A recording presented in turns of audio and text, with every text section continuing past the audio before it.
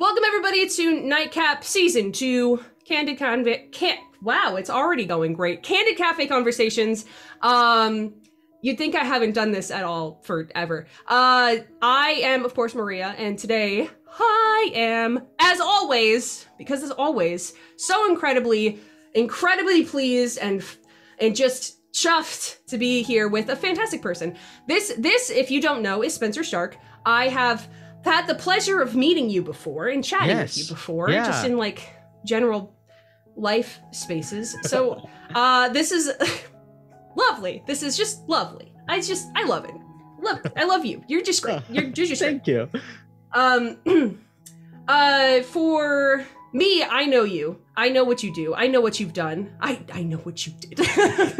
But for anybody who is new to seeing your face or hearing your name, what sort of things might people on the internet know you for? Yeah, so I'm primarily a game designer.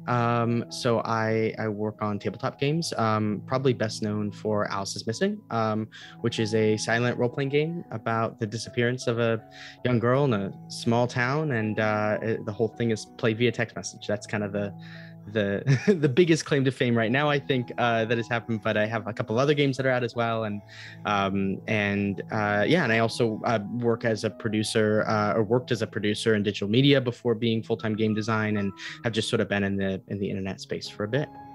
Yeah, I was doing a little bit of like because I've followed you on social media for a little while. Yeah, we've been like, you know, back and forth. Probably we played Alice together.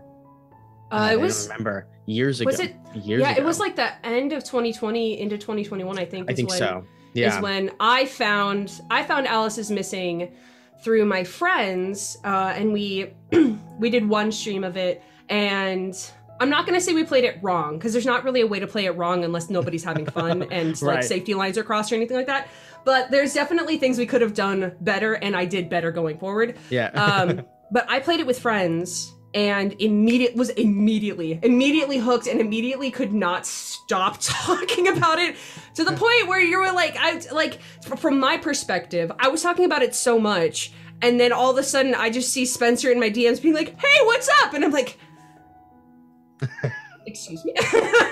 Well, it's a thing that means so much to me, and so to, you know, when I see people that are really excited about it, especially early on, you know, who are sort of heralds of it in some ways, it meant a lot to me. So it's like I think I gathered a bunch of people who were like people that I saw who were excited about it online and like really wanted to play it, and were introducing other people to it. And I was like, hey, why don't all of us just play a game together?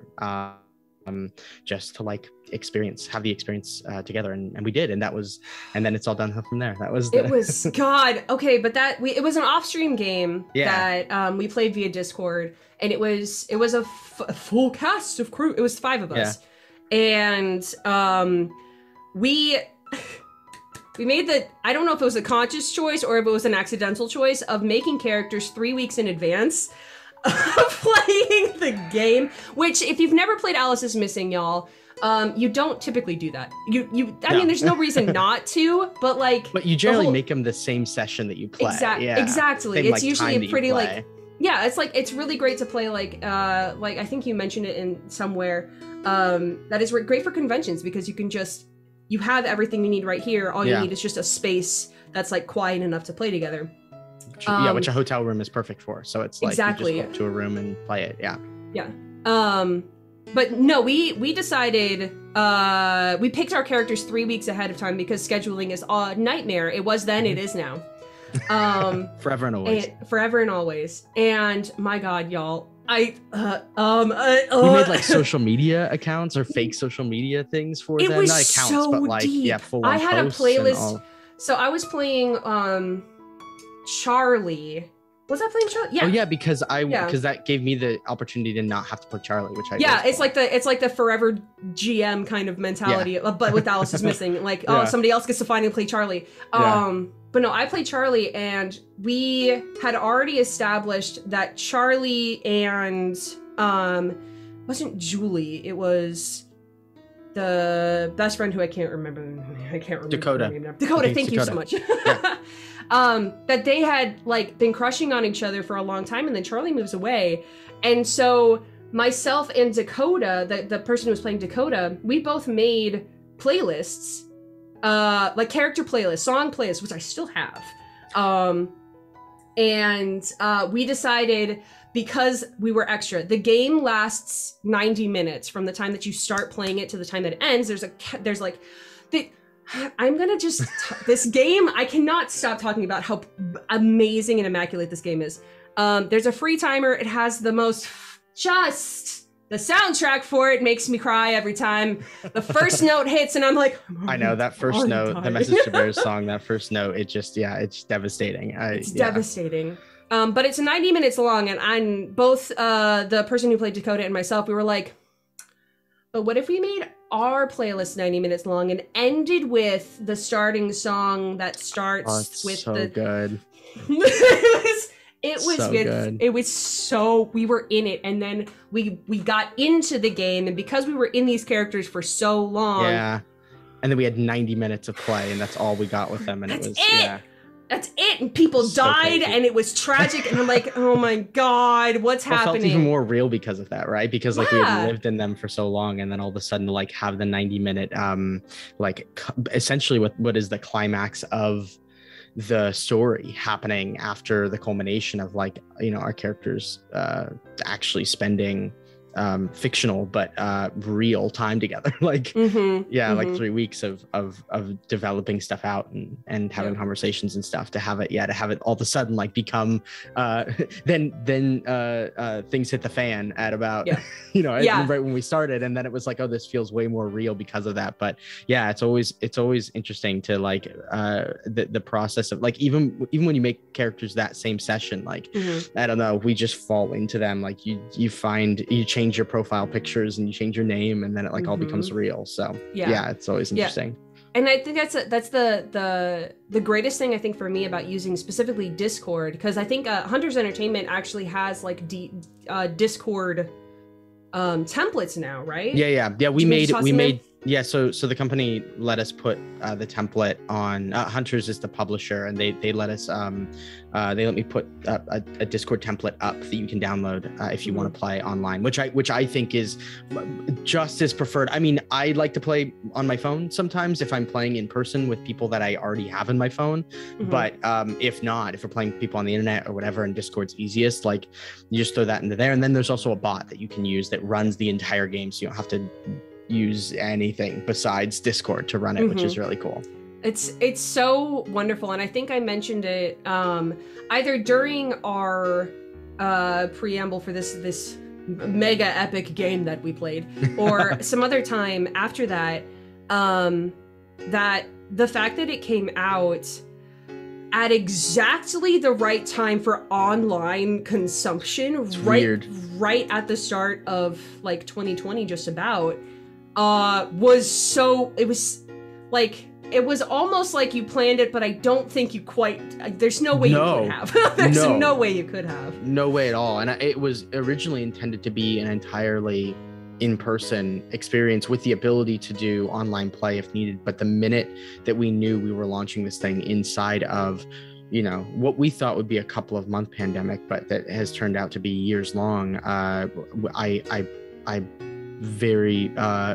was very clear in that, like, okay, if we're going to do this, then there has to be online implementation of this immediately, which is why, right after the campaign closed, like the game was done pretty much. It just needed to have the online stuff sort of ported over, and so we play tested. That's what I play tested during the Kickstarter campaign, and and the month after that, before we actually released it, the digital version, because the digital version came out like almost immediately after the Kickstarter was done, and that was purposeful, and that like I wanted people to be able to almost immediately play it if they had backed it. And so that was like one of the stipulations going in, was like, okay, if we're going to launch this now, we have to make sure it has some sort of online implementation. And I like did my best to make Roll20 work, and then I was very lucky in that I had somebody from the community who was like, hey, I can make a bot for this very easily, and so Threat of Fate on our Discord server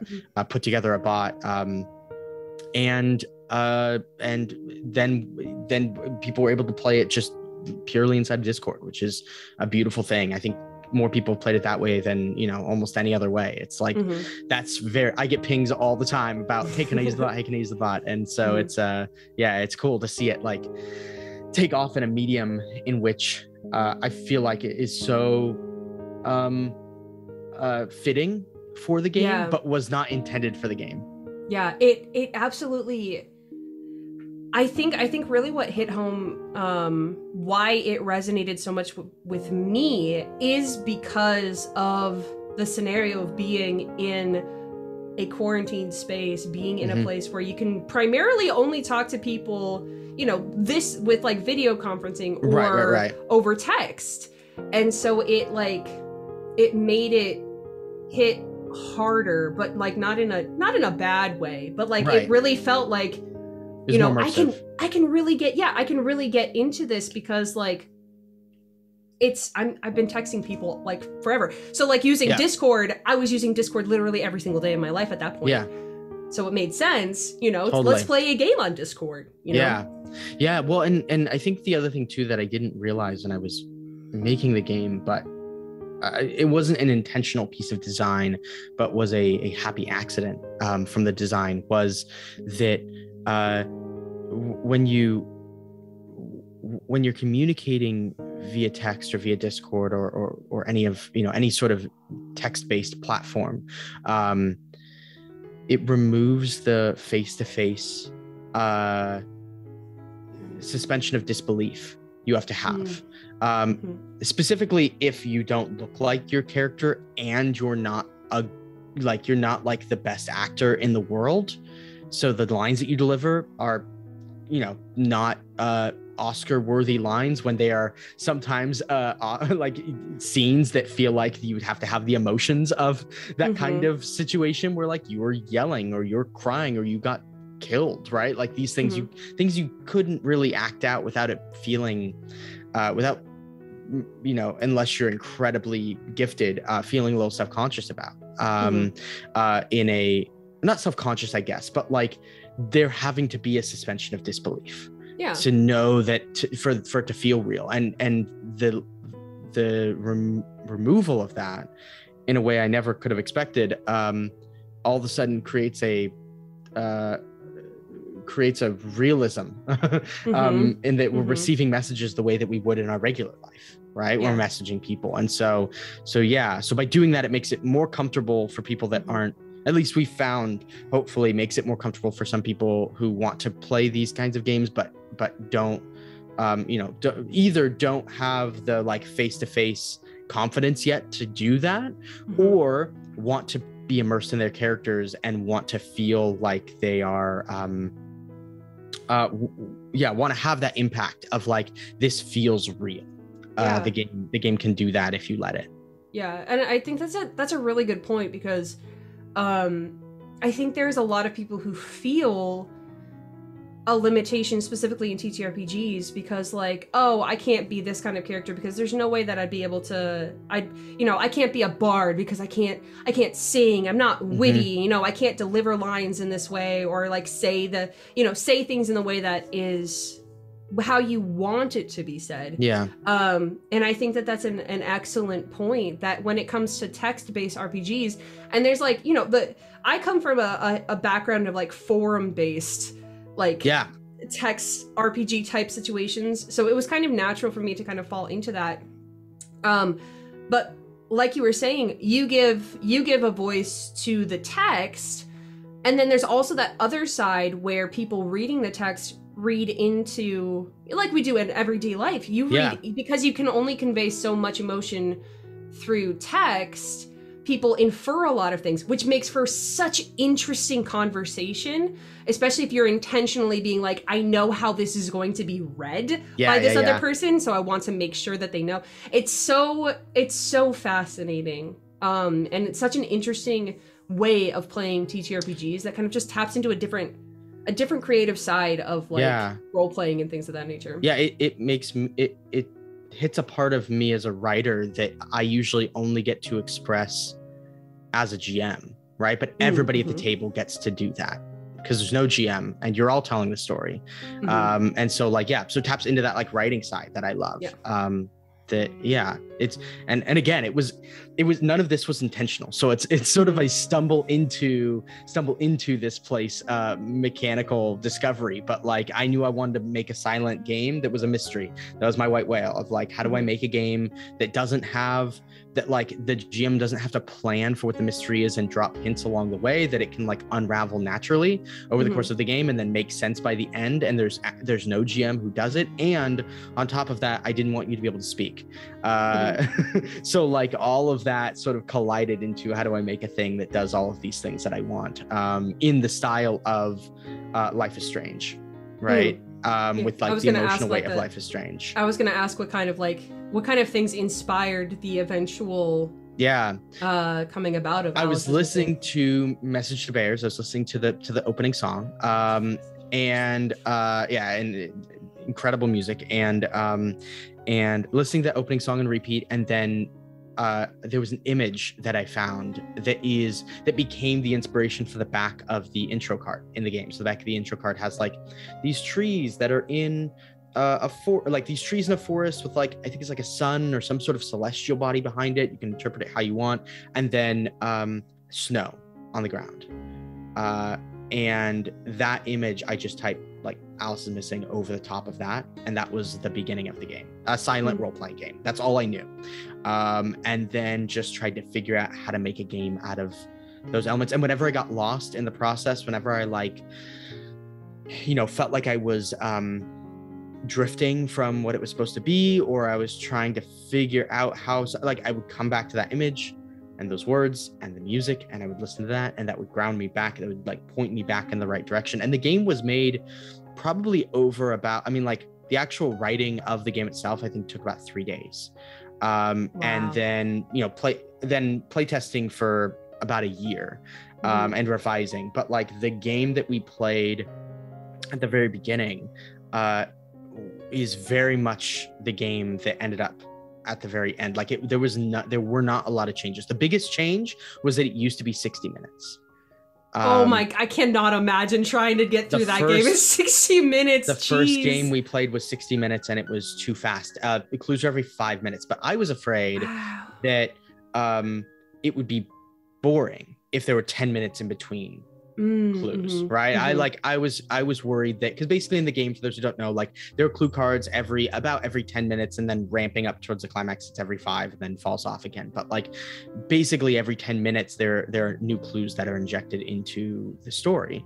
And so I originally had those at every 5 because I didn't know. It was a huge experiment. I was like, I don't know. No, there wasn't a game that did this kind of thing in this way. And so I had no frame of reference for like whether this was going to work or completely fall apart or anything. So I gathered people that were like close to me that I trusted. Like if things went wrong, we would just stop and recalibrate and then continue, or like just give it up altogether and I try again, and like it wouldn't be embarrassing because I know that they know that I am just making a thing to like, they knew it was experiment essentially. Right. Like this could totally not be anything, but we're going to try it and see if it's something. After those 60 minutes, we were crying and we'd had an emotional experience, and it was way too fast. Everything went way too fast. And so we shifted it to 90. And that was kind of that. After that, the only other thing that was added was searching cards. So that you had a little bit of, if you were somewhere, you had a little bit of like something that you could do to narratively, play with that location. But like, that's it. Everything else kind of stayed the same. I adjusted the text on the clue cards and text on the character cards and things, but like it pretty much, it's so weird. It was like, weeks of me hitting my head against the wall trying to figure out what I wanted to make next, and then 3 days of just building a thing, and then a year of play testing it. And so anyway, that's the story of like how it came about. But it's bizarre that it becomes a sprint, right? It's a sprint, and then it's like, well, talking about where it came from, and talking about where it's going. If y'all didn't know, Alice is Missing is turning into a movie. Wild. You're getting a freaking movie. Like, I, as much as you want to talk about it, I would love to know how it went from a fantastic tabletop RPG that you got there. There's a lot of different streams, by the way. If you're interested in watching gameplay of it, there's a large handful of them. You can just type Alice is Missing on YouTube and you can find some run by Spenser himself. And there won't be, like, you don't really need to worry about spoilers because every game is different. Yeah, so, oh god, I've played over like 20 plus at this point, and every single one of them has been different. Yeah. But how did we get from that to, hey, this game is now going to be a movie produced by Paramount Pictures? Yeah. Like, what's that line? What does that line look like? Magic. I have no idea. No, it's a collision of events that were all very lucky, but also were opportunities that came about that everybody who was part of the process seized on to make it happen. In that, like, there was a lot of luck involved, but also when those opportunities were presented, the people that were involved in every aspect of that grabbed it and like held on, right? Which is what it takes. And you know, we're not out of the clear yet. Like, anything can happen in Hollywood, so like it could be gone tomorrow and that can happen, but everybody's really excited about it. So I'm hoping that, you know, every day that it still exists, every day that it's still happening, I'm thankful. And if it goes away tomorrow, that's fine. But like, just to get to this step has been magical. So the way that it happened was that Alice started to pick up some steam around the end of the year. I think in like December of 2020. That's right, or maybe December of 2021. 2020 for sure. It got picked up by Vox, the like media company, as they did like an article about it, and then they put it on their like best of 2020 breakdown of media that had come out that year. So we were like sandwiched between What We Do in the Shadows and Taylor Swift's new album, and I was like, well, this is bizarre. What a strange reality we found ourselves in. Strange place that I found myself in, feeling very lucky, but also like, this is bizarre. This is weird. And then from that article, two of the people that would come into my life that would help this sort of found that and reached out. So Alex Krejia, who's my manager now, reached out, who's phenomenal. At the time was at Pathfinders, now at Sugar 23 management company, which Sugar 23 is run by Michael Sugar, who's like an Academy Award winning producer, did Spotlight and all sorts of stuff. Anyways, like totally had no idea, you know, like that this was this was so much bigger than I imagined it would be. But like he, Alex, who's my manager now and who's phenomenal, reached out to me and was like, hey, interested in, you know, potentially optioning this or looking at what an option for this might be, representing the property to go shop around to production companies, and would you be interested in jumping on a call? And so we did, and him and I talked for like an hour. And he was like, I actually have somebody who is interested in coming on to like write and direct it. Becca Gleason gave me her info. She was there at the time, and was like, would you want to hop on with her and talk with her really quick to see if it's something that you're interested to? Oh, that you're interested in bringing her in too. And so Alex and I talked for like an hour, and at that point we were like, okay, this feels good as far as you know, him representing the project. But then he, for some reason, and I'm thankful for it to this day, was like, I also, you know, am interested in like representing you as like a person, even more than just the property, like, you know, this game and then anything else that you're working on, let's talk about it and see what we can do. So he sort of pitched being my manager, and then was like, let me connect you with Becca, who was there at the time. And so Becca, he literally handed his computer over to Becca, and then her and I talked for 3.5 hours, and it was like, okay, this is the right person to do this. And so Becca was really excited, and Becca has, you know, a ton of credits. At the time, she had done a couple of movies, but then she had like a ton of stuff in the works that she had already secured. And so it was really cool to like be with somebody who had done some really fun stuff, but also was set up to do some really fun stuff coming up. And, you know, and know this is somebody that kind of was starting to take off. And so her and I started talking more regularly about it and trying to break what the pitch would be for it. And luckily she had a film that had been picked up by a different production company. And so we went to that production company, which is Temple Hill, who seemed like a good fit. They do a lot of YA stuff. They're unfathomably kind. And smart, right? Like the combination of those two things. John Fisher over there, and it's and just like you don't. For me coming in, I knew that I had to be not careful, but I had to be aware of like who I was working with, right? Because you can get taken advantage of. People aren't always nice. Like, so specifically, we were looking for people that were really good at their job, but also were people that we'd actually want to like be friends with, right? Like that's part of it, is like, who's actually a nice person who's going to get this done, but also going to be pleasant to work with in the process. And they were amazing, the whole team over there. And so we sat down with Temple Hill. We did the, you know, short pitch with them, and then we sat down with them and ran the game. And then they were bought in, thankfully, and they were like, let's do it, let's go shop it around. We were originally gunning for like a Netflix or something, but they have a first look deal with Paramount.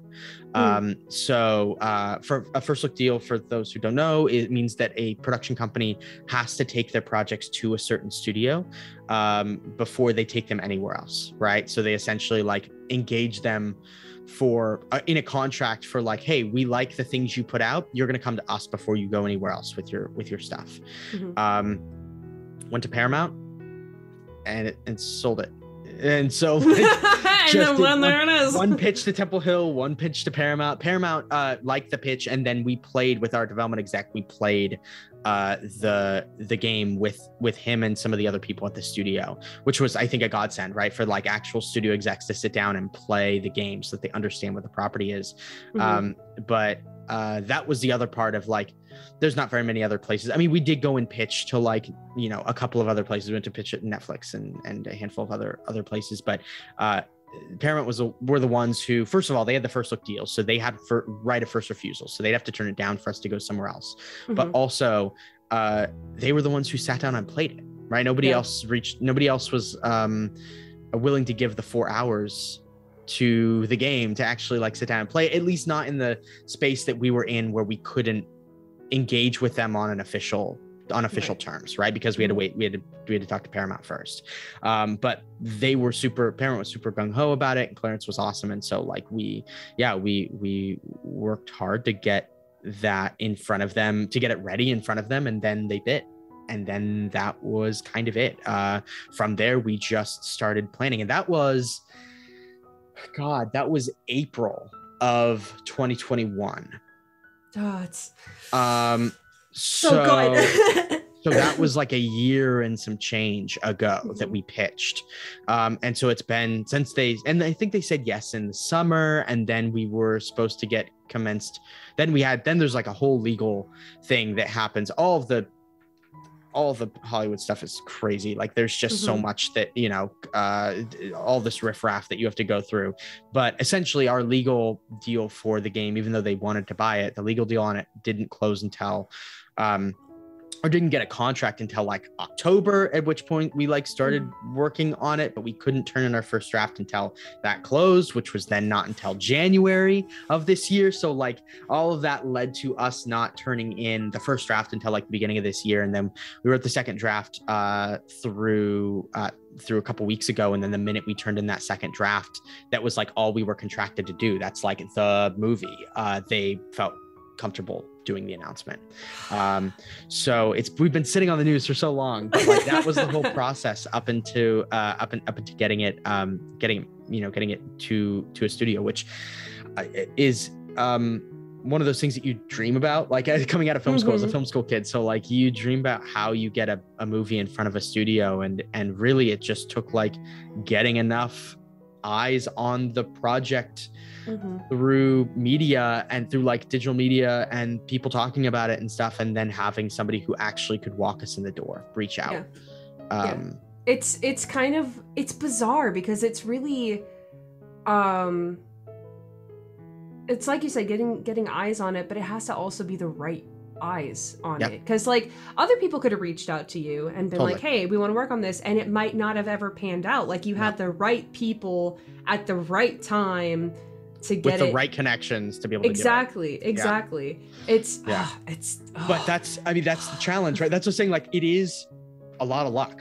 It's a lot of luck that the right person stumbles across it, that they have the time in there, like that Alex had the time in his schedule to be able to like bring in, to bring on a new client in some respects. Like I now with Alex shopping around other stuff, and like that's a partnership that has gone beyond Alice, thankfully. But if he'd been like, oh, this is cool, but I don't have the time to do it right now, never would have happened, right? Or if Becca hadn't been there, we hadn't talked for 3.5 hours when we first chatted, maybe she would have gotten too busy and wouldn't have been able to connect. And like all these things, there's just all these factors that had to play right. But the thing that I always remember is like all of that is luck. But at the end of the day, like Alex reached out to me about it. Becca jumped onto it. Becca was already on a different film that like had the connection with the production company, and when it was presented in front of them, they grabbed onto it. And then we presented to Paramount and they grabbed onto it. So it's like there were moments of like the thing being tested for its merit as much as just luck. And so it's a combination of like both of these things, right? Like it has to be lucky and it has to be ready when you're faced with that opportunity. And that's what makes the difference. At least that's what seemed to make the difference. So well, and this isn't like you mentioned before, Alice isn't the first thing that you've written. Before I knew you as Spenser Starke, the person who made Alice is Missing, and someone I can talk to on a regular basis, I went to Gen Con in 2019. And I went to this kind of it was a gameplay demonstration that had this game called Icarus. And I was like, this sounds super cool. I came into it thinking that it was going to be like, we get to play just this game. And then I got there and I was like, oh no, this is different. That's fine. This is totally fine. But lo and behold, Spenser was on stage playing this game called Icarus that he had made. And Ivan Van Norman was there, and Xander was there, and there was some, at least one other person that I can't remember off the top of my head. And it was, I want to talk about Icarus because I feel like a lot of people, for absolutely valid reasons, talk a lot about Alice is Missing because it is fantastic and big, and it's got a movie coming out. But the first game that I ever played of yours was Icarus, which is right? Before I knew that you existed, it was on my shelf. Like I was like, I have to buy this game. And to let people know what Icarus is, it is a game in which you play as a civilization and you watch its rise and its fall. And it's literally interpreted by a stack of dice that you roll and you stack up, and as soon as that tower falls, the game ends. It is... It's so good. But I would love to talk about that game. Because like I'm always fascinated to know like where the idea of that game comes from. The motivation behind making that game specifically, and like what do you like? Because I could talk about what I like about it all day long, but I want to know like what you like about it. What made you make this game? So Icarus was the result of a failure, which is fitting, I think, for Icarus, right? Like it being about the fall of a civilization. But I was at Gen Con 2018, and I went to shop a game that I was working on. It was not a game that exists anymore. It wasn't a game that ended up like coming out in the world, and for the better. I think that it's a game that needed a lot more work on it. Went to Gen Con to try and sell it, had no luck, and was sitting in the airport on the way home. I'd had like a couple of bites, but nobody had been like, yes, let's do it. And I wasn't feeling great about where it was. Like, I felt like the people that were interested in it wanted to change it. And anyway, there was like, you know, all this like turmoil of like me feeling like I had not been successful, spent all this money to go to Gen Con, had not been successful in doing the thing I want to do. And I despise like hawking my own things. Like, that's not something I enjoy. I'm right here with you. I got you.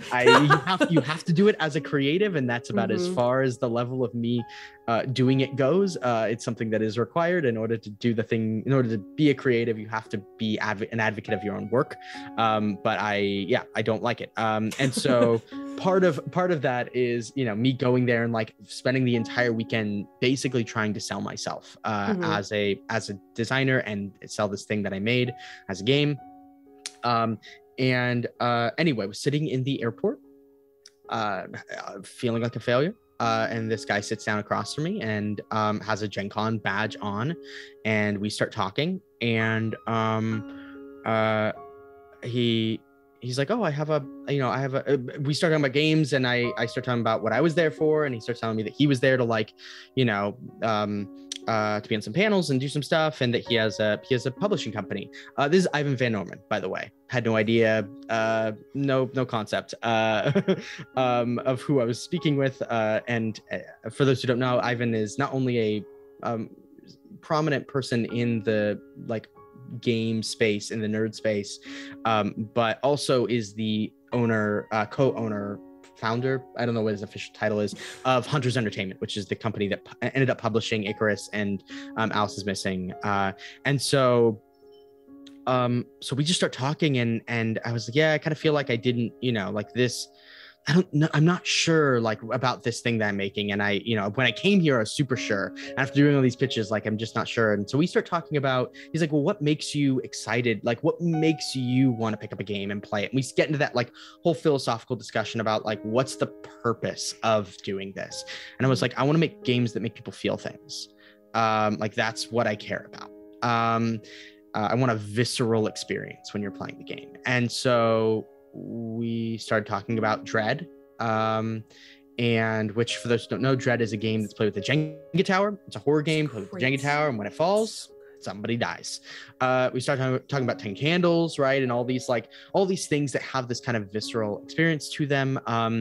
And then we get on the plane, and I'm on the plane, tray table out. Yeah. And I'm stacking dice as we're waiting for the plane to take off. And I'm like, oh man, if these spill, like, this is going to be bad because it's going to go all over the plane. So I like grabbed them all, and my heart skipped a beat. And I was like, that's a mechanic. I don't know what it is. I don't know what I do for it, but that's a mechanic. So I put all of them away. And so I spent the whole plane ride thinking about, well, I spent the beginning of the plane ride thinking about like, okay, what are things that grow so much that they fail? Right? Like, what's a thing where it goes too high and then it falls? I'm like, well, Icarus is a very, you know, is literally that story. But like, what is Icarus saying? Like, what is the myth of Icarus telling us? It's hubris, right? But like, I don't want to represent hubris. Already Dread kind of does that in some ways, about like every time you do something dangerous, you pull a block. So that's not as interesting to me. What's like a mechanical thing that does that? And the two options were populations of animals, at least at the time that my brain could think of, were like populations of animals. So like if a rabbit population gets too much for a region, right? Like if it goes beyond a certain extent of a region, it destabilizes everything and then they collapse. So I'm like, okay. And then I was like, oh, and also humans. You know. Probably related. But like we are animals, but also civilizations, right? Civilizations reach a point where they fall. They grow, and then they fall. And every major civilization at some point has collapsed. so let's talk about why, right? And so then on the plane, I started writing all these prompts that related to like how a civilization might fall. And by the end of the plane ride, I had written the entire game of Icarus. We got off the plane and I was like, hey, to Ivan, as we were leaving, I was like, hey, I'm on the plane ride. I wrote something. I'm gonna send it to you. When, once I revise it and like get home and stuff, I want to send it to you. And so I did, and we played it, and then they bought it, and then it was all downhill from there. So like, but yeah, it kind of came out of this like desire for a visceral experience, and also a fascination for me with like, I've always had a fascination with mythology, right? With like ancient civilizations, of course, like just understanding. I mean, I think there's the child, at least the child in me, but I feel like the child in a lot of people is like, wow, Egyptian mythology and like Sumerian mythology and all these things of like, wow, they built these pyramids and then they disappeared or whatever. Like there's like this fascination with ancient places. And so the game kind of started there, but it felt too historical just focusing on that. So then I sort of just extrapolated it out to like, this can be any civilization that falls. So we have prompts in the book about like everything from like the very first city of man to like a fantasy city, or like a floating city on a whale in space. That was that one was, I'm trying to remember, because we have the first major city on Mars, right, which is very scientific, and then we have like the first major city, the first city that humans and aliens, like extraterrestrial life cohabitate. And so that's where that one came from, I think, was like the thing on the back of a whale. So we kind of took it and just like explored all the different ways, all different facets of society that were possible with this, and the ways in which they come to an end, which sounds really tragic, and it is in some respects. It is a tragedy, but also every player is playing with a certain goal in mind, and there's a goal that is to bring down Icarus, right? So like, this is a game where you can, and there's another goal that's like, there's like protect the citizens, there's protect the city or protect the leaders, right? There's one that's like preserve the city, there's one that is bring down Icarus, and there's one that's get rich. So you can succeed at some of these things even with the fall. So it isn't, your character isn't always going to fail, they're not always going to die, but the city is always going to fall. And as you fail at what you're trying to do, you know this, but for those who don't know, you're rolling dice, and when those die, they're custom dice, and when those dice land on a blank face, they get stacked in the center of the table, and over the course of the game, more and more of these dice stack as you fail rolls, and then once somebody finally puts the final die on top of the tower that causes it to fall, the civilization falls and the game comes to an end. The amount of stress, by the way, when you're the one who has to put one or multiple dice on the tower. It's so heart-wrenching. But the something I wanted to also mention is, one, I've used Icarus. You can play it by yourself. It's great.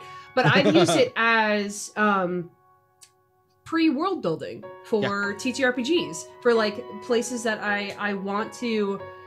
I have an idea of where they are now, but where they are now is influenced by something, right? Yeah. So you can play Icarus to determine what came before, what didn't work, what fell. But just because the civilization falls doesn't mean it like life doesn't stop. Yeah. No, not at all. It just means like, that we look at like Rome, right? Like Rome fell, but that doesn't mean that like there was nobody in Rome anymore. It just it became something different. It changed. Yeah, what was is no longer. So what comes next? And like, you can have like, say, a D&D campaign or a Pathfinder campaign or like a Savage Worlds campaign, something like that happening over here. And you can play something like Icarus to determine, if not like grand scale of the world at large, a city. A city. Maybe it is an ancient civilization that no longer exists. Why doesn't it exist anymore? We'll play through Icarus and find out. Yeah. It can still have ruins. It can still have like little bits of history and things of that nature. But that's one of the things we did when I was running a fantasy campaign while playtesting Icarus is that they arrived at a city they arrived at ruins, ruins of a place, and then that was the end of the session. And they were discovering, like, as they were journeying through the ruins, they were the premise was like, you're gonna journey through the ruins and discover what happened here. And so the next session we just played Icarus, and that was the characters that they were playing. It was their journey in discovering the history of this city. And so by the time we got done with that session, they played Icarus. We had a whole like history of what had happened, or at least the legend of what had happened. Yes. Right. And then we returned to the regular campaign the session after that, and they had all of this information, and then they were meeting people who were descendants of the people that they had made in their game. So like I took the information from Icarus, found lineages that might have lived on, things from there that might have still been around, survived that, like whether it's artifacts or whatever it is, like used all of that essentially as my world building for that area. And the next session when they jumped in, they already had the buy-in because they had made the world, and I was just using what they made to be able to like inform my prep for that place. So that was like one of the ways that we used it. And I was like, oh man, this is not only a cool standalone game, but like I could use this in the middle of sessions to break up the game that we're playing into playing something new. So yeah, and that's what I ended up using Icarus for something that is currently in production. My spouse and I run a company called Goblin Society Games, and we're making TTRPG content, supplements, and etc. And we're currently working on a sci-fi setting that is like inspirations are like things like Cowboy Bebop, a little bit of like cyberpunk, a little bit, but kind of that like a little bit, just a tiny bit gritty, a tiny bit like Space Pirates, so like a little bit as far as the vibe goes, but determining, you know, people of influence and different like factions and things of that nature. We didn't like fully use everything that came out of our play of Icarus, but a lot of the things that we did when we were trying to brainstorm, we played through Icarus, and a lot of the things that we decided ended up being the first thing that I played through this world, this setting on a stream. And that's what inspired this setting book that we're writing now. Got it. Yeah. And like a lot of the things that we played during that gameplay of Icarus, I took into the stream as far as like important people and things of that nature. And then now we can take all of that, which was inspired by Icarus, and put it into the setting book. So it's like, it's so, and you can also just play it by itself. You can just play it like you did, at the convention. You know, it can be, you know, the one that I watched. It's a one-shot game, so it's like, it's done in 3 hours. Yeah. And like the one that I watched you show off at Gen Con had a little bit of like there was some like frivolity to it. It was not as tragic as like some of the like as it can be. Like you can go full tilt tragic. You can go full tilt like comedy. You know, it's that like dichotomy. You can have a little bit of both if you want to. Right. Yeah, the last game I played was set in like a weird, like if Tim Burton did a Wild West story. So it was like Beetlejuice Wild West. So like riding giant beetles and like, you know, and instead of horses, it was like beetles. And instead of like, you know, there was like a demonic rift in the center of the city. And like, but it was played for like, oh yeah, that's just the rift. It's the rift, and we deal with it. Right. Like, so like you can play with the tone is up to you entirely. And that's one of the things I like about it is that the game, my favorite thing about playing games is getting to watch other people be creative. Yes. That's why I make games. That's why I play games, is to watch my friends be incredibly smart and creative and do things that I never would have imagined being able to do. And so like creating that framework and then letting these people I love and care about like play inside of that framework and create together, that is the magic for me. And so that game specifically was made with the intention of like, hey, let me get a bunch of writers that I love in a room together and let's all just make something tragic or funny or whatever. It doesn't matter what it is, right? Like it can be anything as long as it's being told, as long as it's what we at the table decide we want it to be. Exactly. So yeah, it's kind of a writer's room in a weird way, like the season of a TV show in a book. Exactly. And I think like that to kind of go off of that, it's talking about like inspiring people to create things with the things that you make. You were also a writer on a fantastic TTRPG called Kids on Brooms, which is great, is amazing. And if you are unfamiliar with Kids on Brooms, like I want to take one just like a little bit of a pause here for everyone here. I don't say this lightly when I say that I'm one of Spenser's biggest fans. I told Spenser this like when he first messaged me being like, hey, you want to play test some stuff? And I'm like, okay, but first, but wait, do you know who you're, so I'm always an exceptionally big fan, especially when I see, like when I saw the official announcement that Alice was being turned into a movie, I about peed my pants because I was so freaking excited for you. I was so incredibly proud of you and everything that you've done. And seeing Kids on Brooms, which is just so good. Being played on things like Dimension 20, being run by Abria with Misfits and Magic, and that was amazing. And because also, like, they're incredible. Abria and all of the rest of they're fantastic. But also they had such a great thing that they could play with. Yeah. They had a toy. They could play with. They had a really good toy to play with. Kids on Brooms, because I want to kind of shift to specifically TTRPGs, and what a great way to do it with this TTRPG. Helps right. So Kids on Brooms was not the first one. There was Kids on Bikes that came out first, which so I loved Kids on Bikes, and I played it. I think I played it the first time I played it. I was like, this is awesome. I am going to play this game for the rest of my life. But I liked Kids on Bikes because it was so easy to pick up for people that had never played before. And my groups that at the time I was playing with were mostly people that had, that were like creative people around me that weren't necessarily always RPG people, right? Like they were just people that were, that I thought were talented storytellers. And I didn't want them to have to learn the mechanics of a game, all the deep mechanics of a game to be able to tell these kinds of stories, which is why the games I make tend to be more rules light, tend to be more accessible, hopefully accessible to people that are newer to the medium, because those are the kind of, I want people who are creative storytellers. I don't want you to have to study the rule book back and front for months to be able to know how to play. So anyway, Kids on Bikes is like that. It's a very simple system. It's really, it's bare bones, and it gives you everything you need to play and nothing more and nothing less.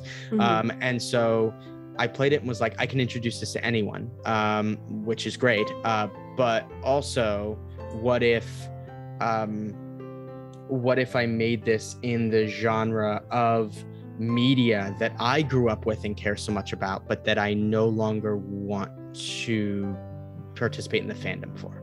And so that came out of my love and conflicted attachment to Harry Potter. Right? Being something that literally got me through like the worst of times, multiple times, and that I listened to the book on tape every single night as a kid. I fell asleep to that book every so much. Yes. 4 years. And so like for me, I wanted to play it with my friends, but I also wanted to give the ability for people that were like me to reclaim the kinds of stories that we love, but allow them to do it in a way that was inclusive and respectful and these kinds of things. So I hacked the system. I made Kids on Brooms, like just hacked Kids on Bikes to make it, threw together a doc that that had all the rules and stuff, and then started playtesting it, and then that was before Icarus sold. That was before Icarus. That was like before Icarus had been a thing. Even I think it just existed. Kids on Broom existed first. Kids on Brooms existed first, and then when Icarus happened, Ivan was like, "Well, what are we doing next?" And I was like, "Well, I have a hack of a game that you already have out called Kids on Brooms." And of Kids on Bikes, because they had published Kids on Bikes, and he was like, well, let me check with the guys. Came back, Doug and John, who were the designers of Kids on Bikes, see if they're open to it. They're like, oh, they're already like halfway done with a game called Kids on Brooms. And I was like, what? He's like, yeah, it's literally the next thing in the Kids on Bikes line is a game called Kids on Brooms. Same name, same concept, everything. They're already halfway done working on it. And I was like, well, that's fine. I'll just throw out all of my stuff. It's going to come out officially. And he was like, but let me talk to them and see if they would be open to just like at least hearing what what you're thinking for it. And so I put together a whole pitch package for them of the things the areas that I had changed things. And then also the areas that I knew I wanted to change or knew that I wanted to have mechanics for, but didn't quite know what to do yet. Just flagging like, here's the work I've done. Here's some areas that I feel like work needs to be done or that I see work being done in, but I don't have a solve for it yet. And turns out the stuff that was on that list, they had stuff for, and the stuff that I had done was not stuff that they had done yet. And so we just were able to like put the two together, and then we spent, a couple of months like making sure all the pieces, integrating the two systems, the two different approaches that we had, integrating those two together into something that felt like it was one rule set, but like it all kind of fed into each other perfectly. And then, so after the meeting that we had where I pitched that stuff and they were like, you've solved all the problems we had and we've solved all the problems you had. So it sounds like we just need to like work together on this. There you go. So like they brought me in and we made it happen. And so that was like a passion project, just a personal kind of thing that I made just to play with my friends. And then it ended up, being able to be official with them after that. So so again, lucky and prepared and preparing in case it happens, and then getting lucky that it did. What was the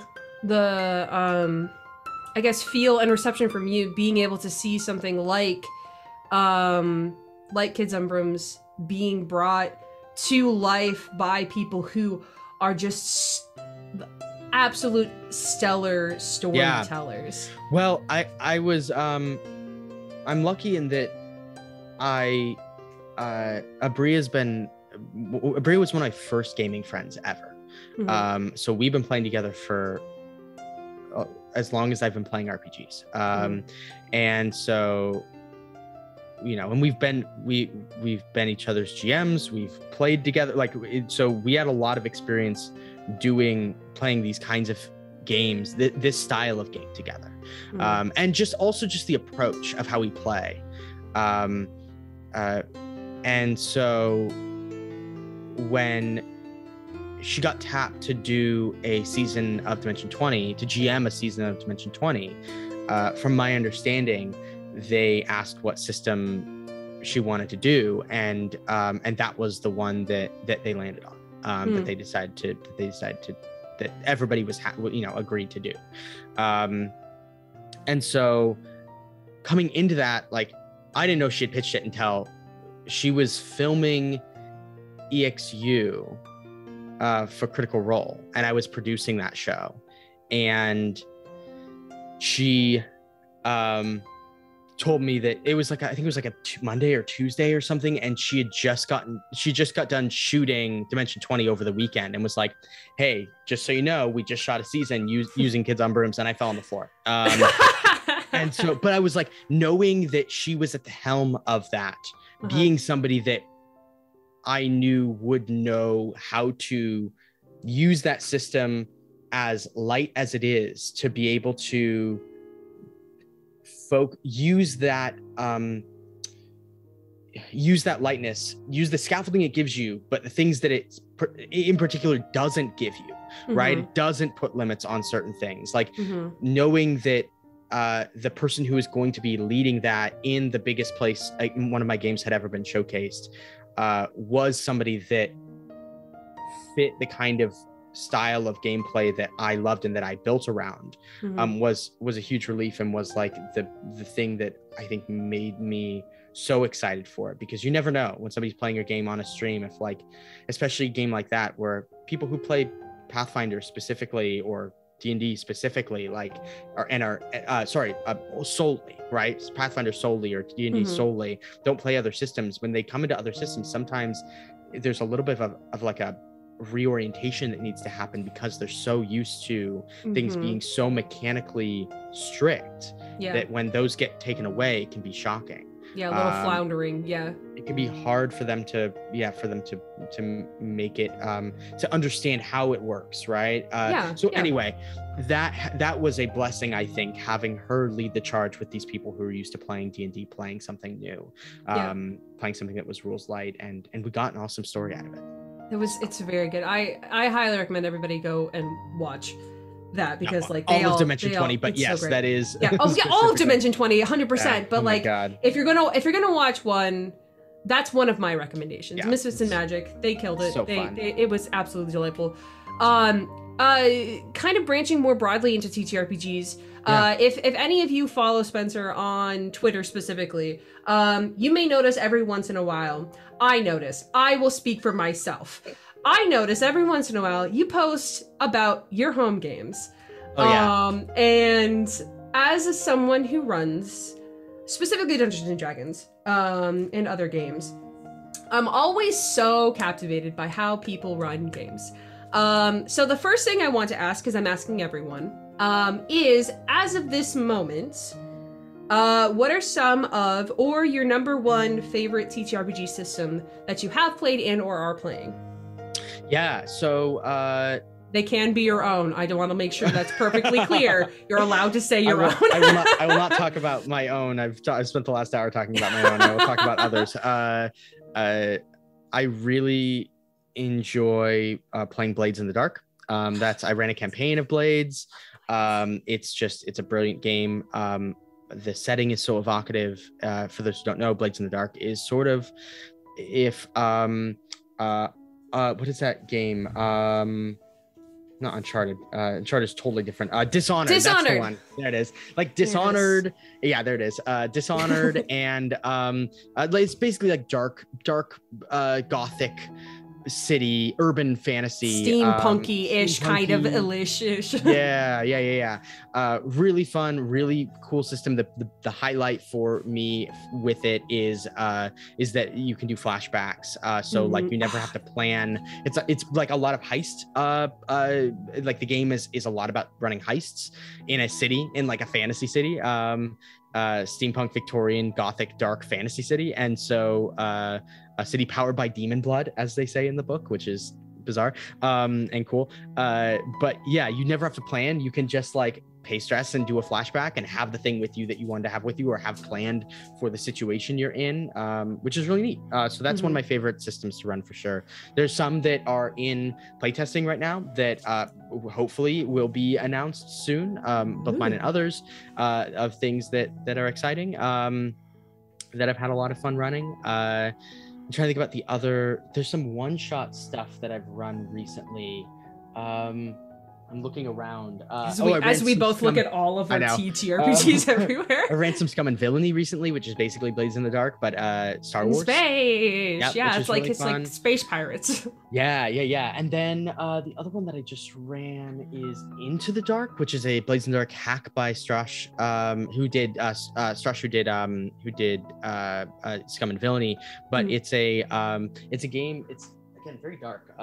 It's called Into the Dark, but this doesn't exist. This is a PDF that I had printed and bound into a book because I liked it so much. That cover though, it's about some people that are like, it's essentially Suicide Squad, but in a dark fantasy setting where you're basically being sent out to do like death missions, Oh my God, and amazing. carry the like light through the darkness, and try and close the rifts that are beyond, that are like causing that darkness to spread. And like once you do that, you're not coming back. So it's very much a one shot oriented system. So you're like, I really like one shot systems, outside of like the classic stuff that everybody kind of plays. I like systems that run one shots, because they allow new players to come in and try playing just once and not feel the like need to get pulled into a campaign if they don't know if they are going to like it. But also for experienced players who are used to having to hold back because they're playing a campaign, they can run their players, they can run their characters like stolen cars, right? So they can just like drive them into the ground, push every button. Every button, every button. You know that you're going to end in 4 hours. Yeah. Like just go. Just go and just go as hard as you like. Connect all your storylines, get all your emotional beats, like all of those things. We're not waiting.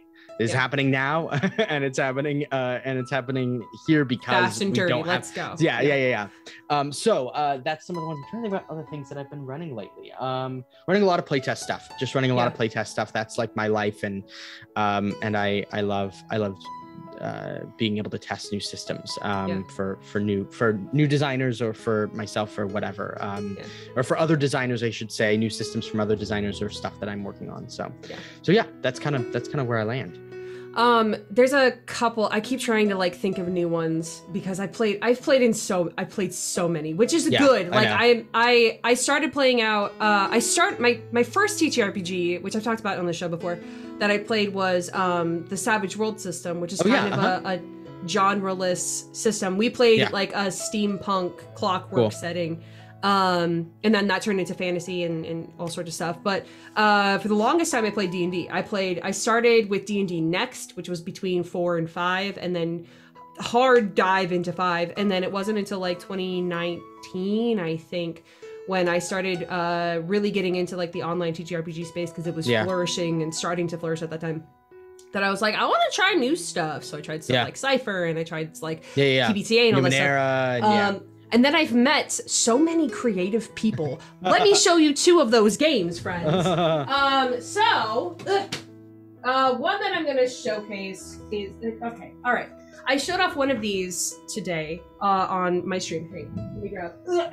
So these are 2 games that are made by my dear friend Megan Lee FTW on Twitter. Sentinel, fantastic. This is a GM-less / this is a one-person, could be 2 people, TTRPG. Beautiful, wonderful, tragic, played with a deck of cards. I think you maybe have a die. In fact, incredible. But also Megan does these, which are full TTRPGs on business cards. So cool. Right? The entire TTRPG is right here. And it's like, there's another one hanging up here, but like, so cool. She's so creative. She just released a new game. I can't remember it. There will be links to it. But you play as like a mer person and like a sailor / pirate, and like the tragic love story. I remember seeing that. It's so good. It's a 2-player game, right? Mm-hmm. So there's another 2-player game that I played just a bit ago. Starcrossed? No, it's not Starcrossed. It's, okay, because that's another good one. It's another good one. It's called The Scoundrel in the Deep. Do you know The Scoundrel in the Deep? I've heard of it, yes. Okay, so Scoundrel in the Deep, you play entirely in entirely in darkness. And so it's totally dark, and you each have a book of matches. And one person's playing the Scoundrel, and one person's playing. So essentially, the premise, if I'm remembering the premise right, it might be different from this, but it's basically roughly, there's a Scoundrel who has gone into a cave, into this deep dark cave to retrieve a treasure, and they are trying to escape. And then there is the deep. Somebody is playing the cave system itself. Oh and my so God. The person who's playing the Scoundrel will light the match, and they get to speak. They get to narrate what they do for as long as the match is lit, and then they have to drop it. And then the deep lights a match, and they get to narrate what happens for as long as they can hold the match, and then they drop it, and it goes back and forth, and that's the whole game. That's so good. Cool. That's so cool. Good. That's so cool. two-player game, really strong. Experimental, and like, definitely something that is an experience. but highly recommend it if you like that kind of experiential thing and you like fire and darkness and these kinds of things. Those are two of my favorite things. Let's be real. Yeah. The second one I want to showcase is by another new friend, as in like from this last year. Logan Dean made The Company, which is so incredibly good. Y'all should. Any nominated freaking Extraction from Demon Fucked Cleveland 1996. So like. Yeah. That's really the biggest reason I wanted to bring this, is because of this lovely game, which you can purchase. You should purchase all of these, by the way. I think he's either just did or is doing another like physical print of The Company. So like, cool. These are great. Like, I want to get another copy so I can just like mess around with them and like make them like ephemeral. Like, this is an actual literal employee handbook, and it's actually messed up. But I haven't had a chance. I've run The Company before, and it's so easy. Like, you were talking about games, like the games that you make are games that are easy to pick up. They don't require a whole lot of anything. You literally just need this book. Right? Awesome. This is all you need to play the game. It has everything. It has literally the rules of the game are in the first 6 pages. It's so cool. This much of it, right? This is all like playbooks and stuff. And then the management manual is literally, this is a one shot / 2 shot if you're really sexy. That's it. That's all you need. It's so easy to pick up, and the rules are light and they are interpretive to a point, because I had the opportunity to talk to Logan last season about this game in particular, and like he legitimately was like, there's some times where you don't make specifications for rules, because like, how do you want to interpret it? Then that's the way that you interpret it, you know? He also just came out with the conflict resolution guide. Well, just came out like last year. Which is more scenarios. It's like a whole big book of like just great, cool. Even more things to play in. So like, that's absolutely awesome. 100% recommend this. I want to run this game so bad. It looks wild. Once it hit the Ennies, silly. I went and checked it out. Yeah, it looks so wonderful and ridiculous. And like, I lived in Ohio. I lived in specifically near Columbus, but like, I lived in Ohio for like 10 plus years, so I'm like, I have to. Yeah. You can draw on real world experience for that. Exactly. There's not a whole lot of difference between Columbus and Cleveland. Let's be real. Friends. There's not a big difference. I was gonna say, the other thing I've been playing in, I was like, what have I been playing? The other thing I've been playing in on Wednesday nights recently, we just ended a home campaign of a playtest game this past maybe like a month ago, and it was like a 6-month long campaign. So it was but it was like structured. We knew we were going to end. We knew that's when the end date was, and so we ended that, and we've started doing a epic tier level D&D 5e campaign. So we've started at level 20, and we are going up to level 30. So that's been wild. It's been, and I haven't played D&D in like maybe 3 years, 2.5, 3 years. So jumping in at level 20. Let's go. Let's go. So are those a lot of the pictures of like cause you like, when I see Spencer's like battle maps, I get so inspired, and so like I need it, because like you use a combination of practical elements of like set pieces that you have and a projector of like a grid that has like moving like a scenery, and it's just I'm like, I never thought about doing that. Yeah. It's so easy though. It's like so easy. It makes my life so much easier because I don't have to fill in I can have a thing that like does most of the work, and then I just focus on like 3 or 4 pieces that are the things that the players should care about, right? Like whatever. Here's a building you can get on. Yeah, exactly. Yeah. Whatever is above the map, these are the things that matter in the scene, and so I can draw their attention to certain places. Yeah, that's been a playtest game for a project for a different designer that we played, and so we've been playing that, and those maps were all for that, and it was like a group of people that are some of my closest friends. So I go hard because it's like, I might as well, right? Like if we're gonna play together, if it's gonna be, it was Abria and who else would, I don't know if there's anybody else that is like internet. Danny Gage, who is Bitterthorn, she was just in the like D&D what's that called, the newest module, the newest book that just came out, Citadel, Light in the Citadel, yes, something like that. Yeah, I think something she's in the actual play of that. Anyway, she's wonderful as well. And like it was a group of people from that, like that all were very story oriented players. And yeah, so I would just go hard every week and just build some crazy maps. And yeah, we did, like, I love doing the there was one that I built that was essentially me trying to like build a puzzle platform.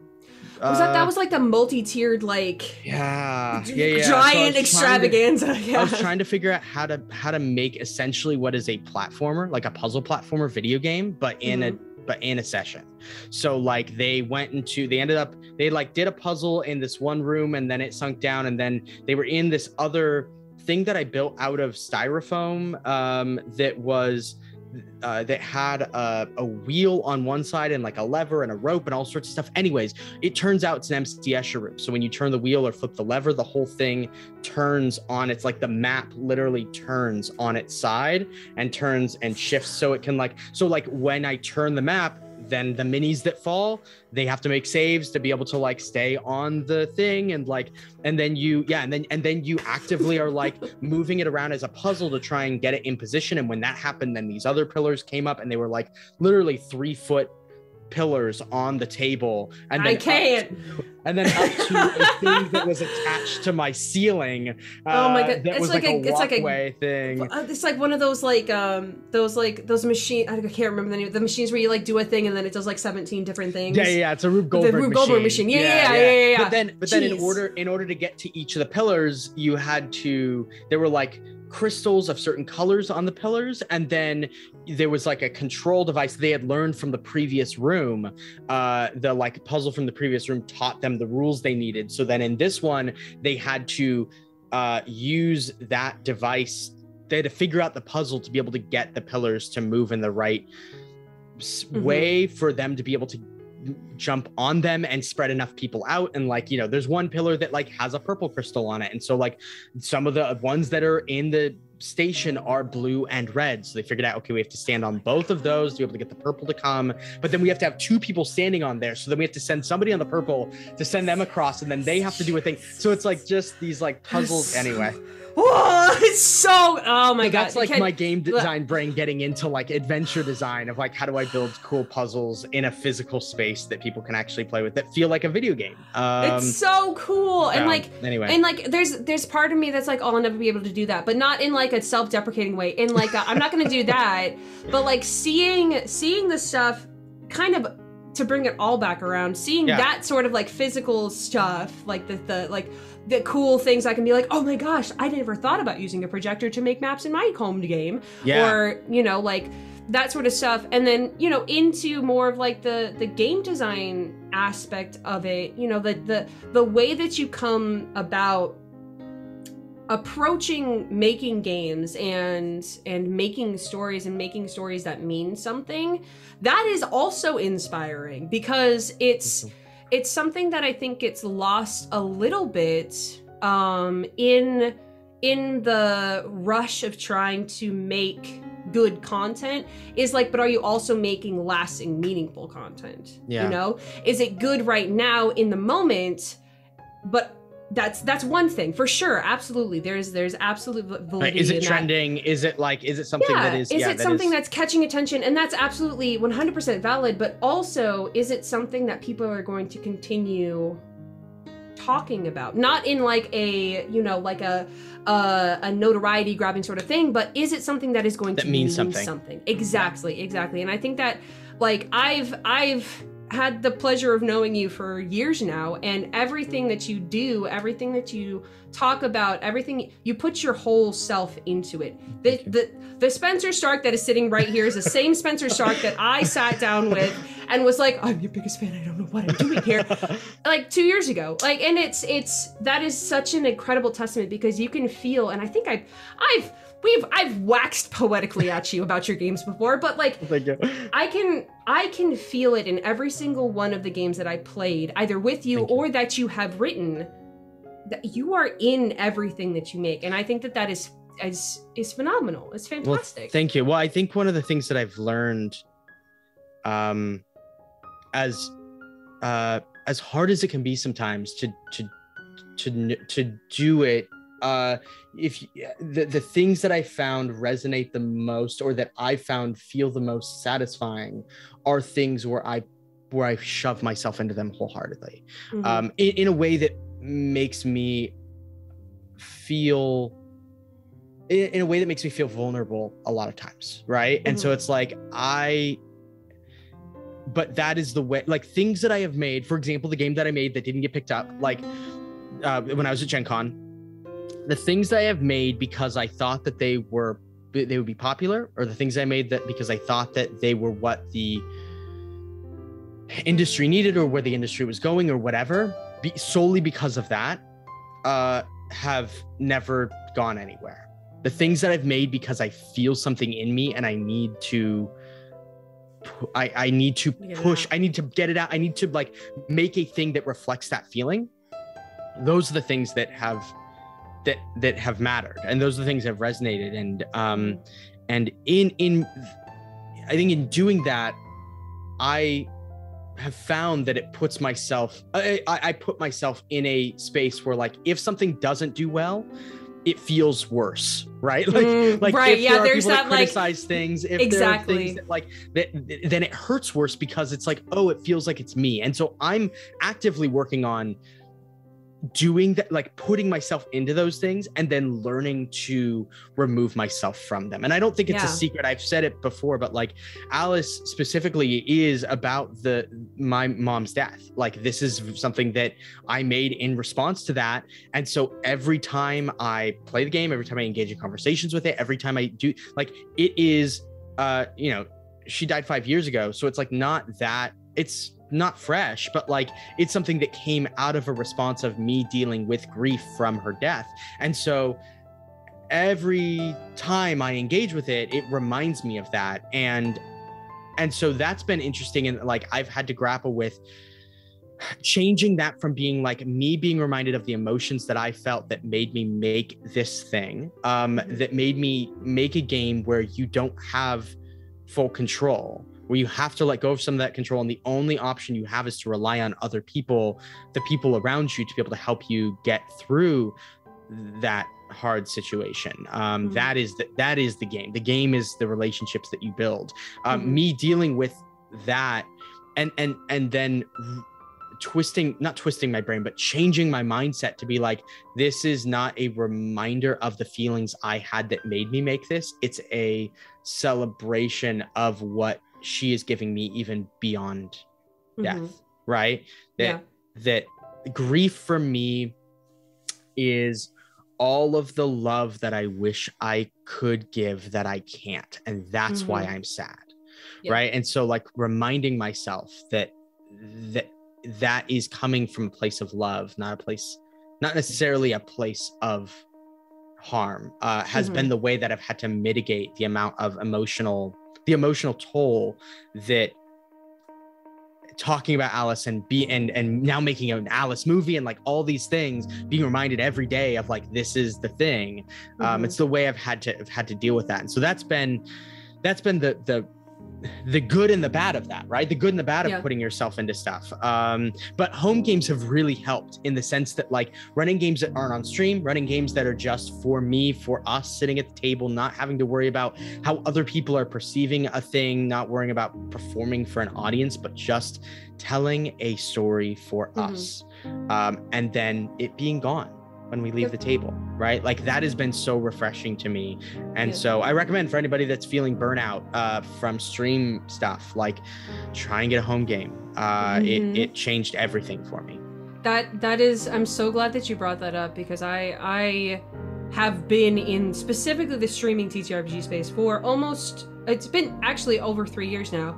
And there does come a point where there's a little bit, there came a point where there was a little bit less of the excitement of it. It started to feel exceptionally performative, which it is. Sure. But me and a handful of other friends a couple of new friends and then one good long-term friend, we started an online Vampire the Masquerade game that was just for us. And we were like, this is going to be like, we all went into it with the mentality of this is going to be deep, and it's going to be gritty, and it's going to be dark, and it's going to be heavy, and it's going to involve a lot of emotional like investment in it and all that sort of stuff. And we all jumped in it, and myself and my good friend, we had both been in the streaming space, and it was brought up to us like, hey, is this something you want to like stream or anything like that? We're like, absolutely not. No. We want one game, specifically one game where it's just this is our game, and I can talk about it, but like this last week, yesterday in fact, we played for 11 hours. Yeah. Like, and that's something that I can't do on a stream space because I'll just get burnt out. You know, we just took our time, we had those meaningful moments and all that sort of stuff, and then it's just here. Yeah. That's it. It's here, and then we as like players get to talk about it and relive it and be like, oh, remember that time that thing happened? But like there's nothing to go back on. There's no VODs to go back on. There's no podcast. There's no like tactile media other than the notes that I have written down and the like text chat that we have. Yeah. And there's something really profoundly special about that I think is lost. It was lost for me for a while. Yeah.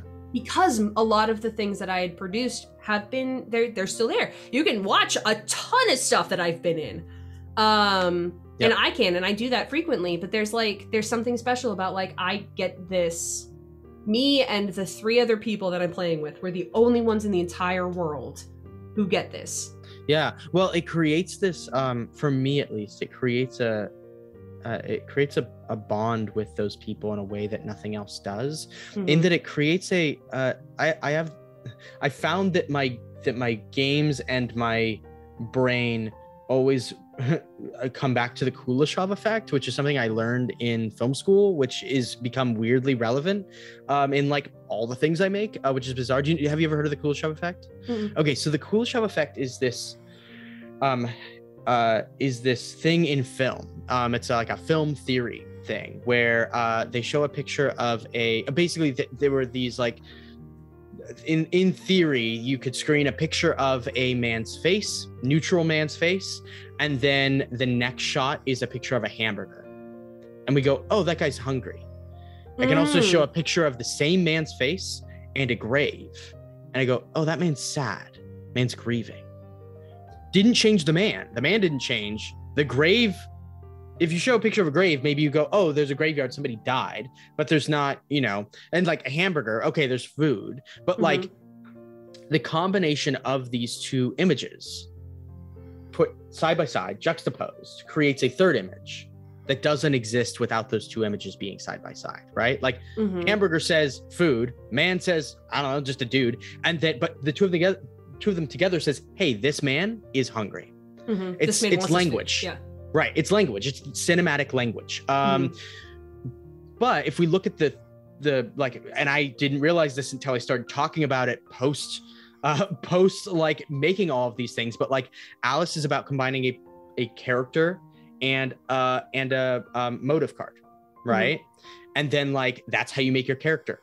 The game is designed around combining a clue card and a suspect or location. The combination of those two things create a third thing that doesn't exist unless those two things are combined.